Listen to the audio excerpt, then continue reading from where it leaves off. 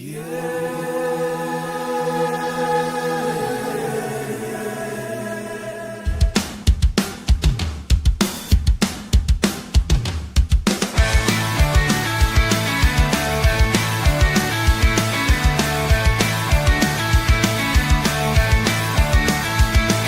the summer solstice starts and we're sitting on a beach or fishing at the lake or just taking a break, the countdown clocks have started, fight songs pass the time.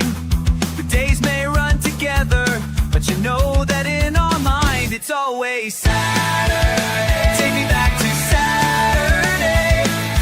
Saturday. Give me those 12 Saturdays. Spot the ball. March Madness is a blast, and we love baseball games. But nothing beats the feeling of having a killer slate of games. It's always Saturday. Take me back to Saturday. Saturday. Dreaming of all Saturdays. Spot the ball. Spot the ball. Oh, college football. Sat out your day.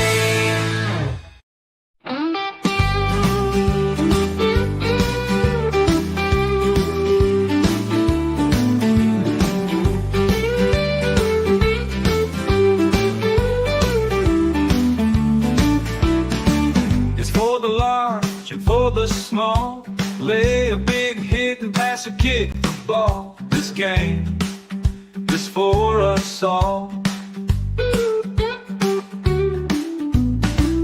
From Seattle down toward the Keys, this game is you, this game is me. Cats, dogs, and steer, even a tree. This game is America, so sing it loud with me. College football forever. College football forever. Downtown LA, Starkville sit. 1 week you're up next, take a dip. Run the rock or let it rip. This game is America. All say, can you sing it with me? We just stepped on her face with a hot-tail Logan Crawford nose. Whoa, Nelly! College football forever. College football forever.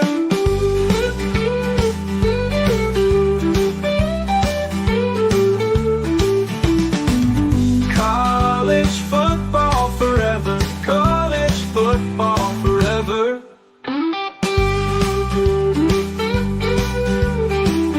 College football is a year-round discussion with these two. Here's JC and Morgan. Mike Morgan of ESPN and JC Sherbert of 24/7 Sports have you covered, beginning right now.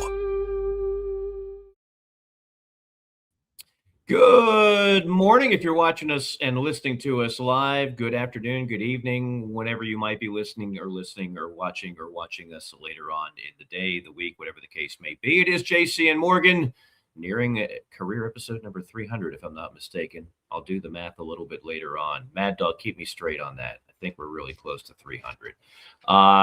And we had a little bit of delay in between episodes. Ordinarily, I would blame JC because I just like blaming JC for things, but this is totally on me.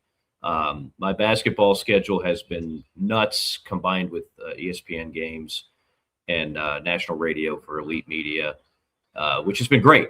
But it's kept me from kind of a regular schedule on JC and Morgan. We'll get back to that, and we'll also get back to a parade of guests. First one will be next week with Chuck Oliver, who just came out with his quarterback rankings in the SEC. I think I've seen 3 or 4 of those lists now. I will say one thing on basketball, JC, and I know you're a basketball fan as well and love the sport. This year, I've seen Michigan in person, Arizona in person, Duke in person twice. I've had Florida. I guess the only potential number 1 seed I haven't seen is UConn. Uh, I'm calling it the year of the super teams. I'm not saying that there won't be upsets. I'm just saying those teams at the top are super teams. They are ridiculously loaded. And again, the ever changing dynamics of the portal, what those programs have been able to do is backfill any gaps with guys that graduated or what have you with immediate productivity in the portal. And they're not like your average program that has to roll the dice and take a chance on a guy in the portal who may or may not be good. No, they just get freaking ballers. And then they add that to blue chip All American recruits. And they have ridiculous coach. Watch John Shire. For those that really love the game of basketball, watch the way they play the game, and you'll know what a really well coached basketball team looks like. Watch what Coach May does at Michigan compared to what they were doing with Juwan Howard, which is picking fights in the layup and the handshake lines. Watch what they do and the stuff that they run. If you really appreciate the game, you appreciate well-coached teams, not just really talented. Well, watch Todd Golden of Florida. These are it's a super conglomeration of talent, experience, not one of these Cal teams with a bunch of 19-year-olds that are all 5 stars and then get worked over in March. Talent, experience, and elite coaching. And I don't see many teams being capable of playing with those teams. I could be wrong, but I'm just telling you right now, this is the year of the super team. I can't recall a time I've seen that many teams, because we're talking about 4, maybe 5, that are so friggin' elite. The first few rounds might be a little boring, quite honestly. The Final Four has a chance to be historically good. That's my one basketball note for the show. We got a lot of football notes to get to. JC, I'd be remiss if I didn't start with someone you and I know and covered. In the passing of Lou Holtz. I had that picture behind me. This got a lot of traction on social media, quite more than I thought it would, actually. You look young. Yes. Like baby-faced. You know, I was on with a sports talk show host, and I thought of you because he made this analogy. First off, if the fashion police are watching, I will pay my fine and settle out of court, because that is an awful, awful look. But that is in the year 2000. Gosh, I can't believe it was a quarter century ago. But I am in my early to mid 20s. Yeah, mid 20s. You look like a young Bono there. Well, the guy said on the show yesterday, he goes, "You look like Charlie Sheen," and you've made that reference twice before. And all I can say is, having watched a lot of Charlie Sheen documentaries lately, or interviews lately, because he was talking about his documentary, I can't help it. I'm fascinated by the guy. He's lived a lot more exciting life than I have. Yeah. His wit, though, like how he kind of talks. He's got like the sense of humor and with certain characters he's played and stuff. Like that's you got some similarities there too. Yeah, I'll go with that. Yeah, no. Funny, the way he's a brilliant guy, and he's just likable. Like, he is all about talking about all his flaws. We don't have enough time in this program to talk about mine, but he'll go and he'll just sit there and talk about every single mistake he's made, and he's made plenty. But I find him fascinating, and he's a terrific actor, and so many great roles: Wall Street, Platoon, Major League, et cetera, et cetera. At 2.5 Men, like, that show is nothing without him. But anyway, the guy on the left of that picture, of course, is Lou Holtz. And I mentioned it, and I had to jog my memory a little bit. That show that we did, it's the afternoon show in Columbia. We didn't have a producer. We didn't have a Mad Dog. We didn't have a Phil Molinax to say, "Hey, can you give Chuck Oliver a call and make sure he's good to be on at 9:30?" So if we did book a guest, it was me typically making a phone call, or a co-host and lining it up. But we never booked Lou Holtz. Those shows were done at a bookstore on the corner of Williams-Brice Stadium. I guess that would be the north end zone. And he would have his practice. He would roll up in a golf cart, see us, grab the microphone, and just start talking to us. And he did that every week, unsolicited, and loved every minute of it. And then, of course, customers started huddling up around and listening and hanging on every word. And that was the year that they went from he led South Carolina from 21 losses in a row to a successful season, an Outback Bowl win, back when the Outback Bowl meant something. Won an extra game the following year and won another Outback Bowl before things went a little bit sideways. But I got to know Lou as much as you could know Lou without like being a golfing partner of his.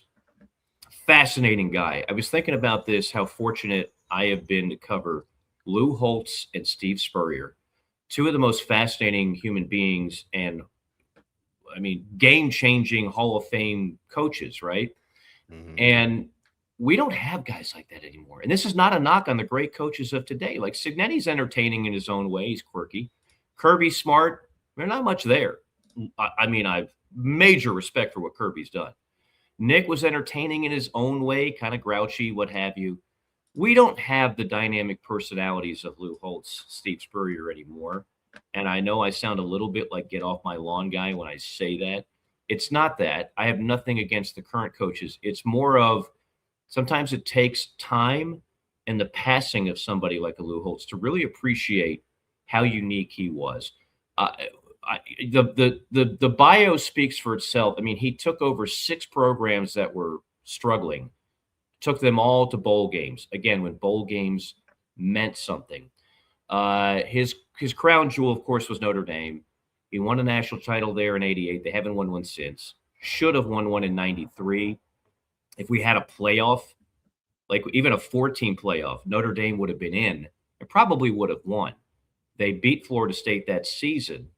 And then they wound up losing to Boston College on a last-second field goal. That knocked them out, paved the way for Charlie Ward and company to win it in '93. But a legendary coach, a extremely captivating human being. At 89, he lived a full life. And so just, again, I say RIP, but I also say what an honor to have been able to cover him, JC. Absolutely. What a life he lived. Always growing up familiar with Lou Holtz because when I was a kid, Tony Rice was from Woodruff, South Carolina, which is probably about 10 minutes from the Sherbert homestead when I was in high school, and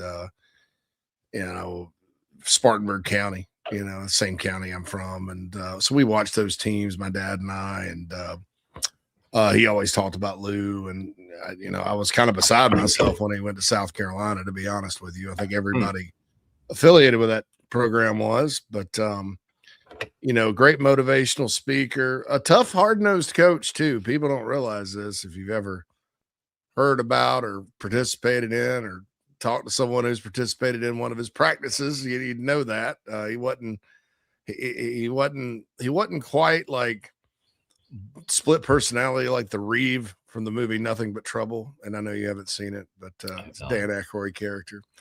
Where he was just like, John Candy. I don't think he had any line. No, he played one character that didn't have any lines, and played another that did.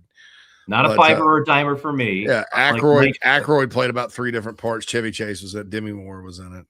Yeah, I remember. It's Digital Underground had the theme song. Yes, your song all around the world, the same around song. The world. Yeah, your group there. My man.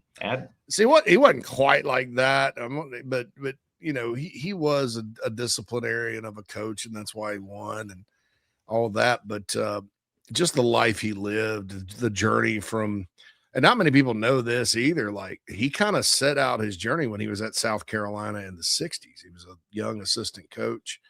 Had gotten hired by a guy named Marvin Bass there, who coached Dan Reeves at South Carolina.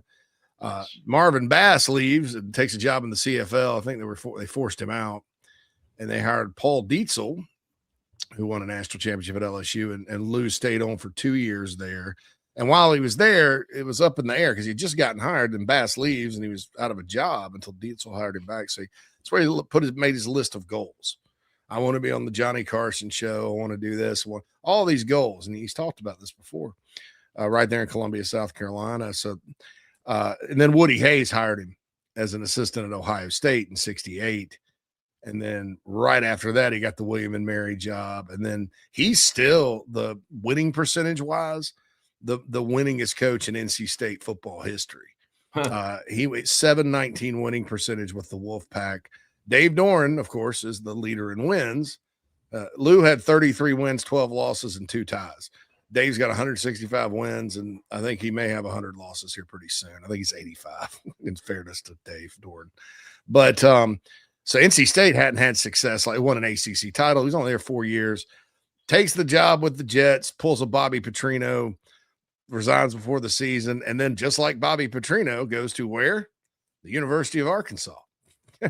And takes the Arkansas job that Jimmy Johnson desperately wanted. Yes, and took that, replaced Frank Broyles. So he's the guy that replaced the guy. That's always tough. Went 60-21-2. Arkansas was up then, Southwest Conference, all that. Legendary win in the Orange Bowl. Hard working for Frank Broyles, from what the reports say. And I think President Clinton was actually the governor of Arkansas at the time. So he takes Minnesota, gets them to a bowl in year 2, and Notre Dame comes calling. And that was his dream job. Goes there, stayed out, did TV with our friend Tim Brando at CBS for 2 years, and took South Carolina, and really is responsible for starting the elevation of that program, which, I know, they didn't become a powerhouse, but if you were around in the 90s before he got there, that's basically Kentucky and Vandy, and then South Carolina was a little better. That was about it. Maybe they beat a Mississippi school every now and then, pull an upset every now and then. But I think with that final job, he kind of allowed everybody with the Gamecocks to believe there was a chance, like he always did. And then he did TV for years, and those segments with Mark May, people still miss those. I mean, sure, they were kind of a little staged and corny and emotional at times, but that's one of those things that I personally would look at and go, that's not going to work. But if you talk to college football fans, it was beloved, like the judge segment at the end and stuff. Because I'm more of a meat and potatoes, just tell me about ball and let's watch highlights and break it down guy. Don't stage. So I don't care about your acting job. I mean, I don't want to play. But I'm in the minority. People loved that with Mark May and Lou Holtz, and it was outstanding TV. So anyway, rest in power, Lou Holtz. What a life. Prayers to his family with this loss. There's a South Bend, Indiana, about 2 hours from me. There's a memorial service Sunday night. And he'll be laid to rest in South Bend next to his beloved wife who passed away a few years ago. So legendary coach in our game. You mentioned the personalities. We've now lost Mike Leach and Lou Holtz. And there'll be more. And you're right. The game does need more personalities. I think with the way the sports in college are going now, though, it's kind of dampened the sparkle of some guys that could possibly be that these days. Yeah. There's a lot of ways to frame top coaches for this, top coaches for that. I think most people by now agree Nick Saban is the GOAT. I don't see somebody touching what he did at Alabama. And, oh, by the way, he did it at LSU too. I will say this. If I have an undermanned team and I'm going into a big game and I need one coach for that one game, I'm not sure I wouldn't take Lou Holtz over anybody. I'm not sure I wouldn't take Lou Holtz over anybody. He was a master motivator. He loved that underdog role. Other than Notre Dame, those were not premier jobs. There's a great clip of when he's the coach at Arkansas, they had to suspend 3 of their best players before an Orange Bowl game, and they went in there and won it anyway. And they were a heavy underdog. Oklahoma was number 2 in the country. Right. Oklahoma, Barry Switzer, they beat the snot out of 31-6. That was one of his finest moments. One of his finest moments by far. I think I sent the clip to you, and we had a little group chat going with somebody who played for Lou, and I just kind of stumbled upon that. That was in the Orange Bowl. I'm not so sure I wouldn't take Lou in just give me one game, a coach that has a few weeks to prepare for it, and he's the underdog. He's the team that's a little bit outmanned. I'm not sure I wouldn't take Lou Holtz for that. Yeah, and in his era too, bowl games sort of mattered, and nobody opted out. Right. You give him a month. I remember he got one of Spurrier's teams, Florida, in the Sugar Bowl one year. 1991, yeah. Heavy favorite in that one, and they just Jerome lined Bettis up is still and running. Ran it all and won the Jerome dang Bettis game. is still running. Yeah. And he was old school in that, you can't work kids like you could back then. It was 2-a-days. It was blocking and tackling drills till you had nothing left to give. That's just the way he ran his operation. And you were never going to out physical, out tough a Lou Holtz coach team. That was his signature. Was an assistant under Woody Hayes before he got his first break at William & Mary as a head coach. Took them to a Tangerine Bowl, I believe. That was before classification. So William & Mary was in the same group as every other team that put on pads. You didn't have 1AA. You just had football. You either played or you didn't. Anyway, RIP to Lou Holtz. I've gotten to know his son Skip very well over the years. Already passed along some condolences to him. Got a lot of things to get to. The JC5 is coming up. I have no idea what it's going to be. That's always exciting for me. Some quarterback rankings are out there. We're getting into talking season, and we will get into guest season here on this program. I mentioned Chuck Oliver, Tim Brando, who, as you mentioned, worked with Lou, will join us. He's a regular. Tom Luganbill. We'll probably have Josh Pate on, who's been in the news because of an interview as much as anything else. We'll get to all those things. But a quick timeout. Again, we are powered by Advocare, advocare.com. So many of my coworkers have been watching me use Spark before broadcast, just mixing in that powder in with the water. And I give them a sample, and they're like, this is a hell of a lot better than a crappy energy drink or coffee. I'm like, yeah, I know. That's why I've been doing it for 13 years. And they're hooked. And they also have taken advantage of a 20% discount. Promo code Mike Morgan gets you 20% on every product. Rehydrate, a better alternative to Gatorade. You've got creatine if you want to bulk up, Gainsborough, without having to deal with Meathead Mickey over at the GNC. Products that'll help you sleep. Beauty products. Collagen. If you want healthy skin, nails, and lips, JC, impress Nat with your newfound metrosexual advances. And I mean that in a good way. All those things can be taken advantage of at advocare.com. Again, promo code Mike Morgan gets you 20% off. Also brought to you by nestandwild.com. Not just the most comfortable mattress in the world. Now they got the most comfortable sheets. Check them out, nestandwild.com. Quick timeout, JC5 on the other side. Welcome to Palm Casual Patio Furniture. Because we are the factory, Palm Casual has the ability to offer the highest quality outdoor furniture paired with world-class service. Since 1979, our factory showrooms have done our best to make the buying process as easy as possible for our customers. Our understanding of the many factors that go into your decision has helped us create our 30-day trial period that increases the level of comfort our customers feel during the shopping experience. Visit us in Somerville, Mount Pleasant, Myrtle Beach, and Bluffton, and online at palmcasual.com for our products and out-of-state locations. Go Gamecocks! Hey folks, want to tell you about our friends at Titan Construction Group really quick. They're a mid-Atlantic based general contractor, specializes in retail, restaurant, and office construction. TCG strives to separate itself from other general contractors by adding value every step of the process.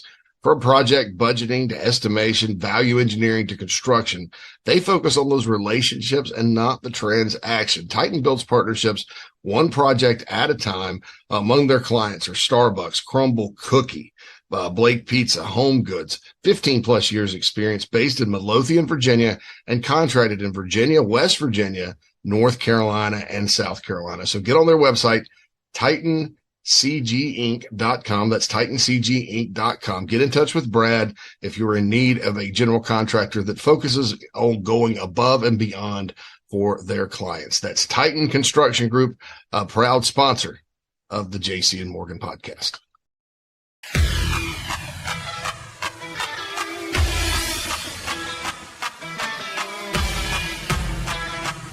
We're passionate about making sure that the Nest and Wild mattress is the best it can be. Made well and made right. Right here in Tupelo, Mississippi. So how can we do all that? Work. Hard work. And that means something. The Nest and Wild mattress is a movement. It's a pride in where you come from and where you're going. So get comfortable, because this movement is just beginning.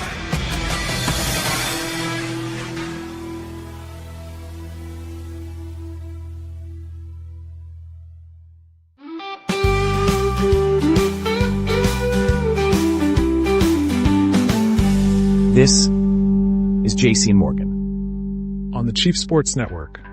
College football forever.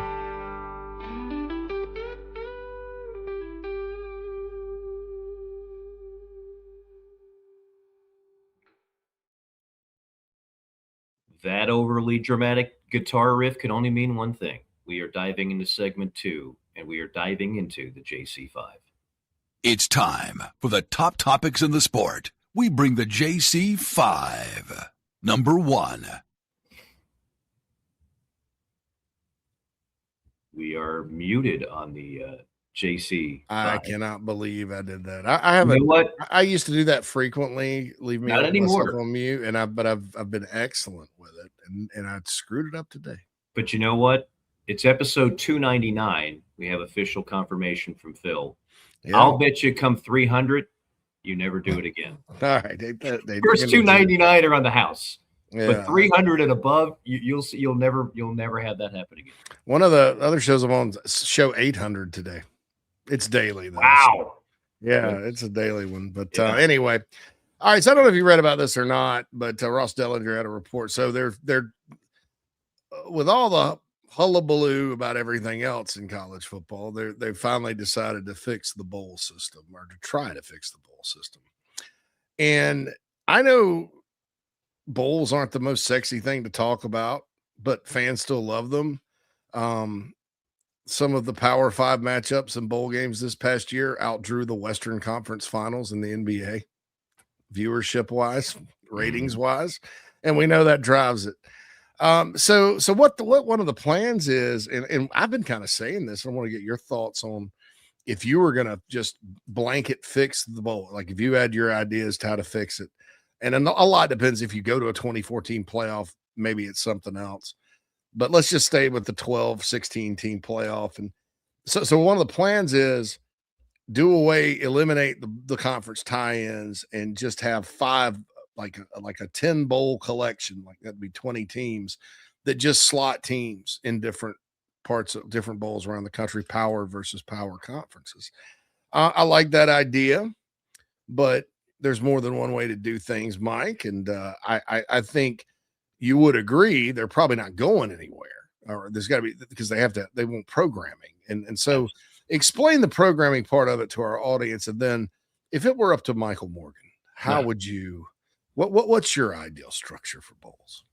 Well, first off, I would start with the calendar is off on college football in general. I predict week 0 will be the new week 1 pretty soon. We only have 13 weeks this year in college football instead of the 14 we had last year. That's sad to me. Why are we missing out on a week of college football? We don't need to be missing. If anything, we want more weeks. We don't want fewer weeks. But the calendar is off.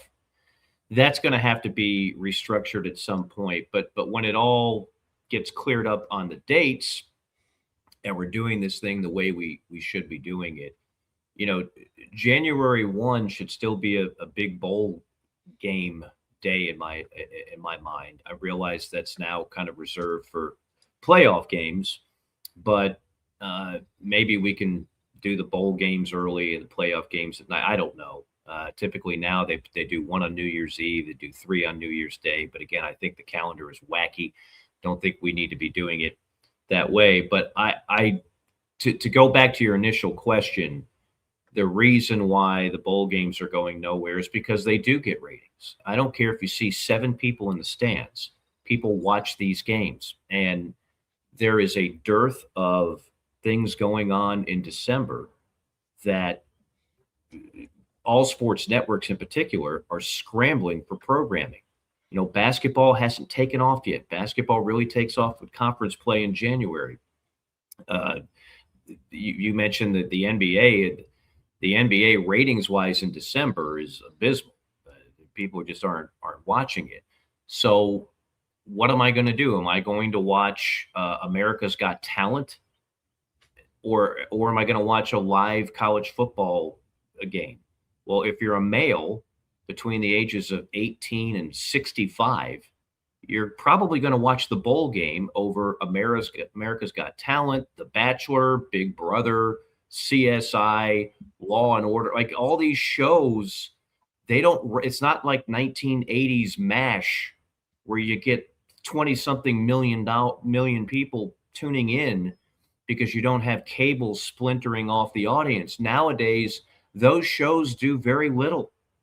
Network TV does very little. But live sporting events, in particular, football and basketball, crush. So the bowl games aren't going anywhere. They fill a spot. Is it discouraging to have? I think the opt-outs actually were down this year. Is it discouraging to have that? Yeah. Does it mean as much as it used to? No. But I think there's still always going to be an appetite to have college football games in December, and as long as that appetite is there. For every Jimmy Kimmel Bowl that goes under, there's a couple others waiting to pop up like a game of whack-a-mole and take the spot. Yeah, I think so too. I think also if they were smart, which it's college football, so they're not. But you would incentivize players to play in the bowls financially because you can. Kind of like that. I think a good thing to take the place of the NIT in basketball would be that NIL tournament deal they do during the regular season that Fox put together, or whoever put it together. But bowls pay out. You get paid to go to a bowl. Cut the players in on it and incentivize the winners and lose and give the winners a little bit more. Put it in their rev share coffers so they can pay the players out of it. And you'll see how much better the matchups get real fast and how much the opt-outs decrease real fast. So I'm not saying there'll never be opt-outs, but that with all the talk about money in college football these days, you make it about shared revenue, like everybody gets paid. And everybody's going to be on the same page real quick to go play in the Gator Bowl or wherever. And you'll get a better product on TV. You'll get a better game, and that could save it. But I don't know if they're thinking about that or not. I've said for years, do away with the conference tie-ins, because for 35 years, Tampa's had Iowa and Auburn, or Iowa and freaking Tennessee. And I mean, how many more times can you watch that? Yeah. An Outback Bowl or they need a freshener. Bowl. Yeah, they need a freshener. But hey, if you're getting to go play Colorado and Las Vegas, and you're Florida, and you've never played them before, and your fans may want a nice trip during the holiday, you just never know. Yeah. But anyway, that was number one. Number two. All right. So speaking of leadership, I don't know why the NCAA continues to fight battles that are trivial. They turned down Trinidad Chambliss based on some paperwork. The kid in the year in question to get the extra year did not play. He played well below the redshirt rules. He's not suing because he was in JUCO and deserves 8 years of college sports. I've looked at the deal, unless there's something I'm missing. They basically said he didn't have documentation and accused him of lying about his health. So they got an injunction. Trinidad Chambliss is ready to go. The NCAA is fighting this. They're appealing to the Mississippi Supreme Court. I don't think they have a snowball's chance of winning there, but maybe it gets kicked up to a federal court and they eventually win and he doesn't play. Number one, do you think the NCAA, it's two-parter. Number one, do you think the NCAA sometimes needs to pick its battles a little bit better? Because there's other stuff that's more serious they could do stuff about and they don't. Right. Number one, do you think they need to pick their battles more? Number two, let's say Trinidad can't play. This may have gotten lost. Ole Miss got Deuce Knight from Auburn. Yeah. Talented freshman. Yeah. Do you think if they lose him, I do think it hurts, but could it be that we see another situation where the surprise starting quarterback at Ole Miss actually overperforms? Your thoughts? Possibly, but I think a loss of Trinidad Chambliss would be crippling. Um, Ole Miss has gone through a lot this offseason with the whole Lane Kiffin saga. I was talking about quarterback rankings. I've got 3 of them in front of me. Nobody has Trinidad Chambliss below 2 in the SEC. It's typically a free for all between Arch Manning, Trinidad Chambliss, and Sam Leavitt of LSU in terms of the top dogs. And I'm a huge fan of the kid's game. I just am. Everything about him, to me, he is special. In a time where we hype up quarterbacks that are not always special, and a lot of it is based on perception or a sizzle reel or whatever else. Trinidad, if you watched what he did last year at Ole Miss, that kid is truly legit. He's a legit player. I don't care if he ever starts a game in the NFL. That's not how I judge how good you are in college. And so that would be, to me, a pretty crippling loss. Deuce Knight might be terrific, and he was a very highly recruited player, as you mentioned. Got a cup of coffee when things went south with Auburn last year. But I would think that would be huge. And yes, the NCAA, we have like rampant tampering going on, and this is the battle you pick. You really want to fix the sport? He's played 1 year of Division 1A football. Yeah. This is what we're going after. Like, come on. I mean, yeah, the Joey Aguilar thing with Tennessee, no chance. I mean, Right. if they would have ruled in his favor, every junior college player has extra eligibility because there's no way around it. That would have been his 8th year. Trinidad, looking at it, that year in question at Ferris State, he did not play. I mean, and he was hurt, and it seems like they're fighting over paperwork. So I don't know, and I think sometimes when you deal with a bureaucracy that's increasingly pathetic, like the NCAA, they know that if they go and try to really force the issue on tampering, that they're going to, maybe they think they'll open a Pandora's box on it, because come to find out, everyone's kind of in the same boat. So maybe they're trying to like backdoor Ole Miss a little bit with it. And I don't know. I don't think they're going to be successful, because I think unlike some of these other cases, Trinidad has a good case. And so that's I what do too. There. I think he wins it. I think he starts, and I think he puts on a hell of a show even without Lane Kiffin next year in Oxford. Number 3. You remember when Jason Witten played at Tennessee? Oh, yeah. Yeah, was really good with the Cowboys. One of the best fantasy football moves I ever made, Mike, was before I was in your league. Witten wasn't doing much with the Cowboys, and I picked him up end of the draft because I remembered him at Tennessee. And I was like, that kid's pretty. All of a sudden, he just blew up. Like the year he blew up, I got him on my fantasy team. Hall of Famer. Well, here's gonna make you feel old, Charlie Sheen. Okay. Cooper Witten, his son, has committed to Oklahoma. Oh wow. He is a Brent Venables style linebacker, really aggressive, kind of like his old man, just a good football player. So on that note, do you think that Oklahoma's defensive performance last year, which I would call the best in the SEC at the end of the day, I thought Georgia's defense got better as the year went on and certainly would rival that defense by the time their young players kind of matured at the end. But Ole Miss's offense lit both of them up. We lit Georgia up twice. So, that don't use that as a comparison. But I thought Oklahoma's defense was good. Do you think that's sustainable in Norman? Because this recruiting news today makes me think, they're going to continue to get dudes and be pretty salty out there on defense. I agree, and I think it is. I think Oklahoma will be one of those, kind of like we historically did with Alabama and LSU, and more recently Georgia, where you just went into the season expecting them to be top 5, bare minimum. That top 5, like that's like the baseline, and very often competing for the number 1 defense in the SEC. And so, I look, there were a lot of people that wanted to fire Venables really early on. That was a head scratcher to me. Um, I think people have learned Lincoln Riley, not such a genius. And I think people have also learned, if they hadn't known already, Oklahoma was going to take a little bit of a step backwards in terms of record in the SEC. So all that happened simultaneously. And meanwhile, Venables is out there and he didn't inherit much. Remember, when Lincoln took that job, he took Caleb Williams with him and a number of other key players with him. So it was almost like a rebuild. And so the record was not going to be shiny.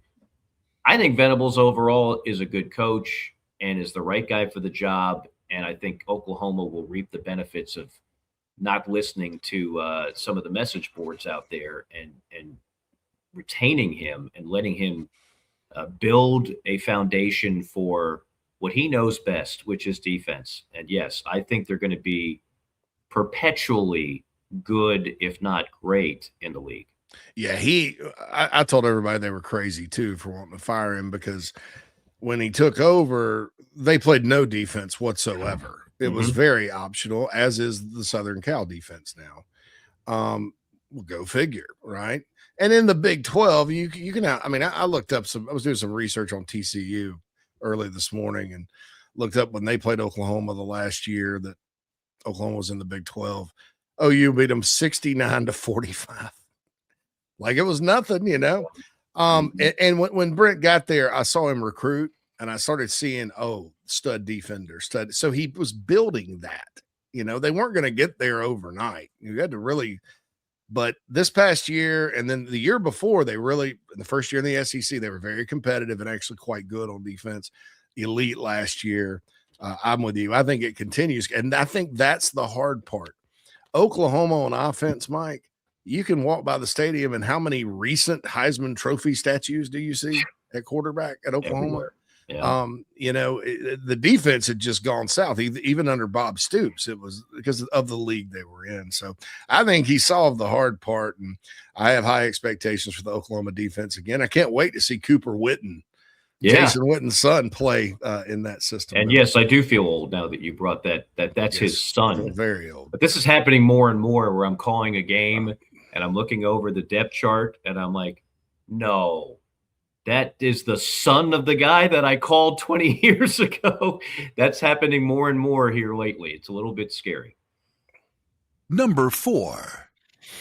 Okay, so I keep seeing last week last episode we trashed Brendan Sorsby that's going to Texas Tech, transfer quarterback. This week we're gonna trash the Indiana quarterback. I'm just kidding. All right, so Josh Hoover was at TCU last year, very accurate passer. TCU ran it through it. He wasn't really a dual threat quarterback in that system. I don't think you have to be a dual threat to run what Indiana's running. I think you just got to do your job and it takes care of itself, and you got to be accurate. Are you buying the Josh Hoover could win the Heisman hype? Whoa. Yeah, that's what I said. Whoa. Easy, big fella. Just a minute. Big fella. You went straight from first to fifth gear. What happened to second, third? I'm a hard no, but I've something deep inside of me, because I have doubted Indiana before. It was proven completely wrong. Something deep inside of me says, maybe not be militant about it. But I just, Fernando Mendoza, to me, we should have seen that, because the kid took Cal to Auburn and won. I don't care how bad Auburn is or how good Cal was. I mean, almost beat Miami. He's a winner, Hoover, good 8-win quarterback. So your thoughts? Well, look, honestly, I didn't see enough of Mendoza at Cal. You mentioned the Auburn game, and I saw the highlights of it, but he was not on my radar at Cal. So when he went to Indiana, I didn't think anything of it. And that was based purely on nothing but a lack of intel. Hoover I've seen more of, but you know how I feel about accuracy. It's the most important tool of any quarterback. And Mendoza had it. He was a surgeon out there. I don't see Hoover having that type of precision.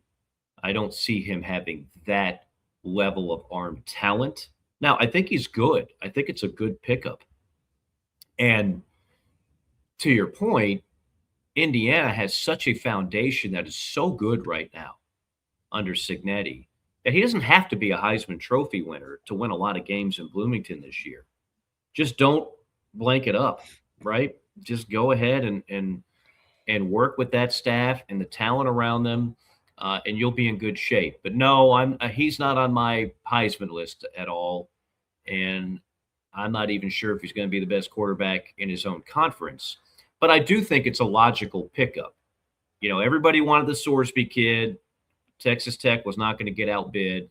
They grabbed him in Lubbock, but then after that, and you weren't going to outbid LSU.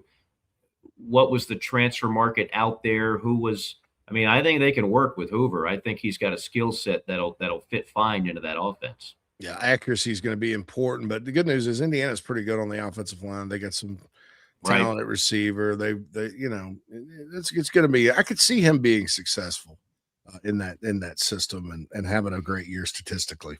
All right, let's get to the final one. Number 5.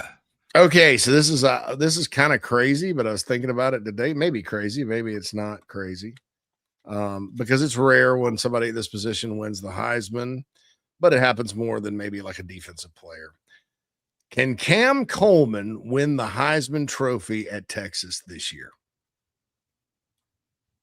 No, because he plays the wrong position. I'm a Cam Coleman guy. I think I'm going to follow your logic here because I'm thinking the same thing. Yeah, no. So when I say no, rather emphatically and quickly, don't get that twisted, folks.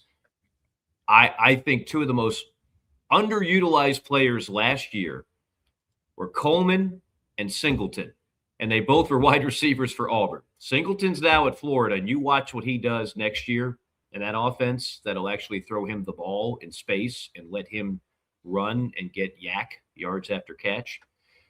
Coleman is an entirely different kind of player. 6'3", jump out of the gym. Every 50-50 ball is more like a 90-10 ball with him. And combined with Arch Manning, I think is going to have a ridiculous year. So your question is not crazy at all. Cam Coleman might win the Biletnikoff. I could go for that maybe, which is the Heisman for wide receivers. But I the day and age of a wideout winning, first off, you have to have a ton of hype coming in, I believe, and that would be more like a Smith situation at Ohio State than it would be a Cam Coleman. We know Cam Coleman. I don't know if the rest of America knows Cam Coleman, and I don't know if Texas's offense is going to be that pass happy to get hit. You know what I mean? Like the numbers have to be staggering. And I don't know if the numbers will be staggering. And in chat row, Sam brings up a point. Everything that Cam Coleman does will only build the case for Arch Manning. Yeah, it's an excellent point because Arch Manning, I could see definitely being a Heisman finalist. Name recognition there. Yeah. Well, and he's good. Look, I'm going to tell you, a little bit of bias for me in that I only had him twice last year. I had him in the win against Oklahoma. He was the best player on the field. I had him in the win against Texas A&M. He was the best player on the field. And in those two games, he beat out John Mateer and Marcel Reed, who a lot of people were hyping up as Heisman Trophy candidates. Arch Manning, for those that want to think he's just a flop and he's overrated, tell me that in November of 2026, and I might have something to buy you because I don't think he's going to be labeled overrated next year. The kid, he's a player now, and he has all the NFL scouts didn't miss it. There's some people that'll tell you if he went in the NFL draft this year, he would have been the first quarterback taken, bar none, period. Now, I still think there's some meat left on the bone for him to prove, and I think he will prove it this year. We'll get into the quarterback rankings in a second, but I think he has a huge year. I think Cam Coleman has a huge year. I think Texas's offense with Sark, which has been last year they didn't block anybody. The run game was almost non-existent. I think those things, when they iron that out, look out for the Longhorns offense in 2026. Yeah, I'm going to say this about the Texas offense. There's a lot of mouths to feed on that offense too. Mm-hmm. You've got Ryan Wingo, who's an excellent receiver, who's back. with Cam Coleman. Then they got Hollywood Smothers and Raleek. They said, we're not going to be average at running back at Texas, So they went and got Raleek Brown, Hollywood Smothers. And then this kid they signed out of Miami, Derek Cooper, is a stud freshman. So they're loaded at running back. You got to fix your offensive line. But I'll point this out, though. The last wide receiver to win the Heisman Trophy, if I'm not mistaken, who was the play caller? Steve Sarkisian. Steve Sarkisian. Devontae Smith was interesting. His first moment in the spotlight was the winning touchdown pass as a true freshman in the national championship game against Georgia. That was Smith. Did you know that? I did not know that. Yeah, he caught that pass from Tua, freshman to freshman. Yeah. Okay. Best game I've ever seen him. Best game I've ever seen in my life, ever in person. I was there. You were there too. I was there. Yeah. I think I texted you because I was up in the nosebleed. Yeah, I was thinking national championship game. I thought you were talking when they met in the title game. Yeah, it was the title game in 2018. No, I wasn't at the title game. I was at the SEC championship. We're talking SEC. Okay, we're talking about two different games. I meant to say national championship game. Okay, the Tua pass. The Tua pass in overtime game. Yes. That was okay.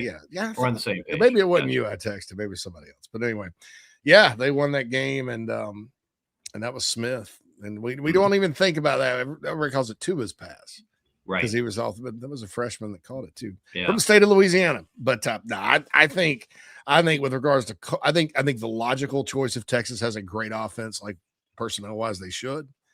The logical choice there is Manning because he's.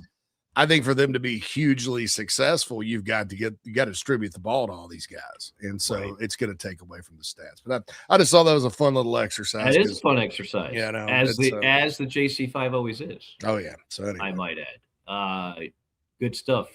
Again, we are powered by Abacare, abacare.com. Promo code Mike Morgan, save yourself 20% off. Also, Nest and Wild mattress. Get yourself the most comfortable mattress on the planet. nestandwild.com. I mentioned we'll have Chuck Oliver on next week, Mr. College Football, located here in Atlanta. Chuck does a college football syndicated show every day. And we've had him on, but it's been a couple years. So we need to get him back on. What made me think of Chuck is I'm starting to just kind of look at the rankings on certain things. And yes, they mean nothing. How little do they mean? Let me take you back to last year at this point. In no particular order, these were the top 4 quarterbacks on most everybody's board from the SEC. DJ Lagway, Lenore Sellers, Garrett Nussmeier, and Arch Manning. None of them lived up to the hype. Arch, as I mentioned, had his moments and certainly ended on a good note and has everybody excited this year. Nussmeier was dinged up, but even when he was out there, did not play particularly well. He went from a guy that could have been the number 1 overall pick, and he's not going first round come April in the NFL draft. Lenore Sellers, bad offensive line, no fit with Shula, but clearly regressed overall. But DJ Lagway was just horrifically bad, and he's no longer in Gainesville. They basically said, hey, go ahead and find somewhere else to play. Can I interject one thing? Please. And you can keep going. 3 of these 4 had those teams had significant offensive line issues. Now Texas got better, right? But early on, you remember the Florida game, they couldn't block. I mean, correct. He was running for his life. We know Sellers was running for his life. Nussmeier, they lost all those good players and they didn't replace them with poo. Right. He was running for his life. The one that didn't have an excuse in that department, though, was DJ Lagway. And you kind of wonder. Florida was supposed to have one of the best offensive lines in the SEC. Yeah. No, he was just throwing the ball into triple coverage. He was overweight. He didn't work out. It was a recipe on how to fall from grace. And you're right. There's mitigating factors for all the other guys. But for my money, they all regressed in their own way. Absolutely. And if you're going to be a top pick in the NFL, be prepared to play for a team that doesn't have a great offensive line, that doesn't have great weapons around you, that has a coach that's on the hot seat, and you have to be better than all that. Yeah. Except Arch got better. Arch did not. at the beginning regressed relative to the hype. Yes. Like everybody, he struggled early, like most young quarterbacks, folks. Right. Starter, but he did put it together, I thought. He put it together. He realized, like, I don't have 3-4 seconds every snap. I don't have an offensive line that blocks. I don't have a running game, which is still hard for us to compute, right? Texas didn't have a running game. It's like us saying Georgia struggled running. Georgia didn't have a great running game. These are programs we're just assuming are going to have a great running game every year. They did not, for whatever reason. So here are the names in no particular order that are on everybody's top 3. I'm looking at a CBS poll. I'm looking at an Athlon poll, and I'm looking at Chuck's poll. These particular 3 are in the top 3 of all 3 of them. Trinidad Chambliss, Arch Manning, and Sam Levitt. I realize Sam Levitt for a lot of people is the head scratcher. Like, I don't know much about this Sam Levitt guy. He's good. He's a good player who played for a less than good Arizona State team that will have a chance to shine in an LSU offense that spent I don't know, $2.2 billion in NIL in the offseason. I lost count, JC. $1 billion. $1 billion. So then in the next tier, you've got a combination of these guys: Gunnar Stockton, Lenora Sellers, John Mateer. That's pretty consensus on the tier 2. Some people, Mateer's all over the map, but most have him in the top 5. Yeah, he got or 6. He broke his hand. Right, I know.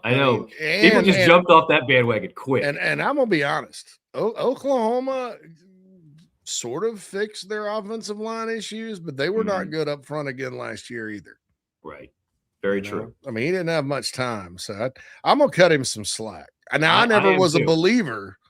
I mean, I thought, well, they only scored 38 points against Illinois State. Right. That's my wife's album. I had no idea Illinois State was going to play for a national championship at the time. And then 24 against Michigan, did some good things, but the protection. But yeah, I'd cut him some slack. I think he'll have a pretty good year.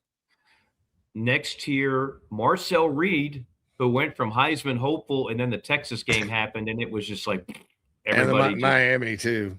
And Miami, correct. Yeah. And they jumped off the Marcel Reed bandwagon real quick. But he's still a good college player. Mm-hmm. Austin Simmons, remember, he's Missouri now. Yeah. Austin Mack. Remember, a year ago, nobody had Ty Simpson in like the top 7, 8. He's going to be a first-round pick in a couple, well, not even a couple months, a month and a half. I don't know much about Austin. What do you know about Austin Mack? I don't know much.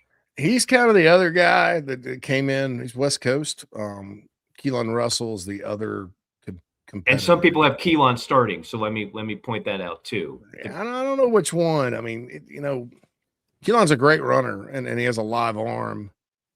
But DeBoer and that offense, it's a passing offense. And so a guy like Ty Simpson or Michael Penix that is accurate and can make plays downfield, that's what they prefer. So I'd have to look into Mack and his arm and all that. But yeah, I'd probably have those 2 down there too, but to start with. And again, this is just tier 3. It's not the bottom. I'm going to get to the bottom tier in a second, but Reed, Simmons, either Mack or Russell, and then Aaron Philo is hovering around that tier as well, the transfer from Georgia Tech to Florida. And then the bottom tier, Camario Taylor, Mississippi State, Jared Curtis, Vandy, Kenny Minchie, Kentucky, KJ Jackson, Arkansas, and Tennessee did everything they could to get another year out of Aguilar, but it's going to be George McIntyre. So that's kind of what you're looking at if you were to break it down in tiers. Just a consensus of the 3 that I've looked at so far. There'll be 100 more of them, but never too early to start talking SEC quarterback play. Yeah. George McIntyre was a 5-star quarterback. Well, so was I think Jared Curtis. Mike McIntyre. Yeah, Jared's a true freshman. George is a redshirt freshman. We've seen redshirt freshmen that are talented do well. Yeah, no doubt. And they've got well, did they lose their big guy from Tulane? They've got good talent at receiver at Tennessee. I don't know. Yeah, I mean, somebody's got to be 16th, right? Somebody's got to be 16th. There's there's not a bum, quote unquote, on this list. I don't know much about KJ Jackson. I think Kamario Taylor with some polish can be a really good player for Mississippi State. I like when he played last year. He competed really hard. I watched the Egg Bowl, most of it, and they just weren't good enough to win that game. But Kenny Minchie of Kentucky nearly beat out CJ Carr for the. That was way up in that, more up in there than Notre Dame thought it would be. Right. A lot of people have Kentucky as a sleeper. I'm not quite buying it. I think that's a massive shift in philosophy, and but he's good. From that, if history, and I'm talking recent history, not like 1988 history, someone from that bottom tier is going to be in the top tier by the end of the year, and someone from that top tier is going to be closer to the bottom. It could be completely reversed. It could be completely reversed. I mean, and that's what we had this past year. 2025 was the bizarro world SEC quarterback where everybody that got the most hype was a disappointment, and everybody that you kind of poo-pooed, many of those guys. I mean, a lot of it was like Diego Pavia. Is he really that good? Well, he was. No matter what you think of him, he finished second in the Heisman for a reason. I don't care if he's 5'2". He was a great college quarterback for that system. Gunnar Stockton. A lot of people didn't think he was worth anything. Gunnar Stockton played some really good football for Georgia last year. And then, other guys that you didn't think. Ty Simpson, like I said, a lot of people didn't think he'd even had the job. And then he balls, and he's going to be a first-round draft pick. So it's completely unpredictable, but those are the lists right now as we speak. Yeah. All right. Final couple minutes because I gotta scoot. That's right. Yeah, I didn't even realize the time has gotten away from me. The time has gotten away. Time gets away when we're having fun. Fiber Dimer Sam the man always brings the heat on the Fiber Dimer segment. Used cars and night shift. Used cars, I think I saw once. Isn't that is Kurt Russell in that? It's a one and done for me. I don't remember much of the movie. Night Shift is the first ever R-rated movie I saw in person when I snuck in way below age. It's when you bought a ticket for a PG, you went down the hall and you saw an R. Did a lot of that as a kid. Probably explains my personality. Night Shift is a dime piece for me. Love that movie. Love Michael Keaton. Henry Winkler, terrific in that movie. But really, Michael Keaton steals the show. That was what's his name? Cunningham's direct. It wasn't his debut, but he directed Ron Howard. Yeah, Ron Howard. Yeah, I always want to call him Opie. So that is a dime piece for me. Good call on those. What else? Well, used cars. Both of them are fivers for me. Used cars hilarious. It does have Kurt Russell in it. It's a Robert Zemeckis film. Really? So two award-winning directors, right, directed those two 80s comedies. So they don't make them like they used to, They don't make them like they used to. Hey, on that subject, I got to mention the passing of Robert Duvall. Okay, so he's involved in the ultimate Ben Franklin series, Godfather 1, Godfather 2. We don't consider Godfather 3 in the same category, right? He passed away, one of my favorite actors of all time. I'm ashamed to say, JC, that there's a lot of his classics that I haven't seen. The Great Santini, I never saw it, but people tell me that is an outstanding movie. I forgot he's in Falling Down. He plays the cop, right? He tracks down. Yeah. He's in Days of Thunder. God, we mentioned Days of Thunder the other day. I'm going to give you my underrated dimer for Robert Duvall. It's a movie called A Civil Action, starring John Travolta and Robert Duvall. It's based on a true story on corroded water in a small town in Massachusetts. Look it up, rent it. I'm telling you, Duvall plays the scumbag attorney defending the water company, or defending the company that polluted the water. In real life, he's terrific. Oh, yeah, Apocalypse Now. Got to mention that. Smell of Napalm, and thank you, Craig. That is absolutely a timepiece. The Apostle is good. I only saw it once, but it's a terrific performance by him. We can go on and on and on. I mean, I just wonder, when we lose people like Duvall, Clint Eastwood, these are actors that they don't make movies like that anymore. We don't have actors like that anymore in Hollywood. So R.I.P. to Duvall, man. He was one of the best to ever do it. Absolutely. All right, cool. Cool. So we'll be back with you next week. We'll start getting into the guest parade with a number of folks out there. JC, some quick intel on how to get this fine podcast if they haven't already. Yes, yeah, go. It's a new podcast channel, so go to JC and Morgan College Football Podcast. Please hit the subscribe button, rate us 5 stars on Apple. With the changeover from 24/7 Sports, we had to switch our podcast channel. You can also go to @4EverCFB on X. @Morgan on Air is his Twitter handle. JC Sherbert is mine, and also download the Chief Sports app for us and SEC Sunday night for your college football programming. I'm going to get this question by a few of our listeners, so let me ask it now. Are we back on iTunes? Yes. It's just under a different name. So you got to type in, you got to search for JC and Morgan, whereas the old one just says JC and Morgan. It's JC and Morgan College Football Podcast. It's easy to find. And you can also, on our Twitter accounts, or X accounts, we'll have the link up there for you. It's back on iTunes, Spotify, Amazon Music, Podbean, all those places.